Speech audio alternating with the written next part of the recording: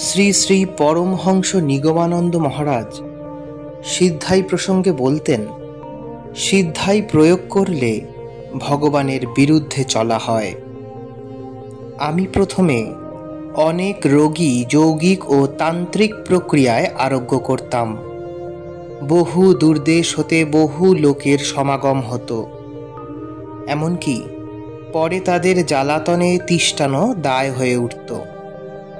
শেষটায় আমি প্রত্যাদেশ পেলাম। আমার গুরু এসে বললেন, এ কি করছিস তুই? তোকে পাঠালাম জীবের অজ্ঞান নাশের জন্য, আর তুই রোগ আরোগ্য করে নিয়তির গতি রোধ করবার বৃথা চেষ্টায় রত আছিস। তখন থেকে আমি ঔষধপত্র দিয়ে রোগ আরোগ্য করা ছেড়ে দিয়েছি। ওসব করতে গেলে ভগবানের বিরুদ্ধে চলা হয়, আর ওতে বাস্তবিক পক্ষে প্রকৃত হিত কারোরই হয় না।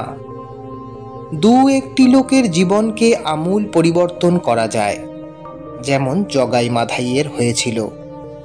সকলের হিত করা যায় না, তবে আমাকে অবলম্বন করে বেশি কম সকলেরই কিছু না কিছু উন্নতি হচ্ছেই।